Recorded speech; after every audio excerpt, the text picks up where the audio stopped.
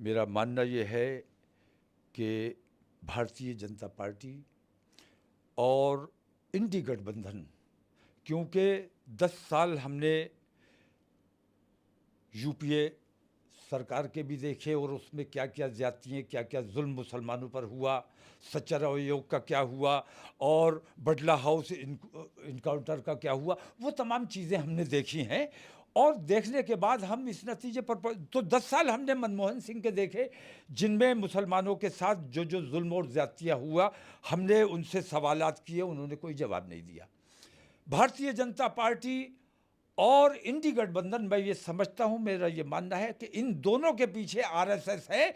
वो आरएसएस जो हिंदुस्तान में हिंदू राष्ट्र कायम करना चाहता है।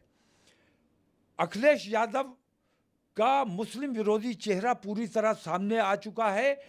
उन्होंने जिस तरह रामपुर में काम किया है, जिस तरह उन्होंने मुरादाबाद में काम किया है, मैं ये समझता हूं और मुझे पूरा यकीन है कि आरएसएस बाकायदा हैंडल कर रही है उनको। उत्तर प्रदेश में कहां कहां से कौन उम्मीदवार रहना चाहिए, ये आरएसएस तय कर रही है समाजवादी पार्टी अखिलेश यादव की तरफ से। इसलिए मैंने कुछ ऐसी सीटें चुनी हैं जहां पर हमें अपने उम्मीदवार, हमारा जो अपना सामाजिक न्याय मंच हमने बनाया है, ये एम्ब्रेला तंजीम है हमारी, जो छोटी छोटी पार्टियों को लेकर हमने तो कुछ सीटें हमने चिन्हित की हैं, जिसमें से एक रामपुर है। महमूद पराचा साहब को हमने वहाँ उम्मीदवार बनाया है। मैं अपनी बीमारी की वजह से, हॉस्पिटल में होने की वजह से मैं महमूद पराचा साहब के नॉमिनेशन में नहीं पहुंच सका, लेकिन मैं अब हॉस्पिटल से बाहर आ गया हूं। हॉस्पिटल ने मुझे अगरचे कंप्लीट बेड रेस्ट कहा है, लेकिन ये बहुत अहम इलेक्शन है। इस वक्त हमें अपने हत्तल इम्कान कोशिश कर लेनी चाहिए कि फ़िरका परस्त ताकतों से हम अपने मुल्क को निजात दिला सकें। महमूद पराचा जैसी आवाज़ संसद में जानी चाहिए। इसलिए मैंने महमूद पराचा को, जो बहुत जिम्मेदार और संघर्ष करने वाले, जद्दोजहद और लड़ाई लड़ने वाले और जुझारू शख्सियत के मालिक हैं, उनको मैंने बरेली से रामपुर से उम्मीदवार बनाया है। मैं अब अस्पताल से बाहर आ गया हूं।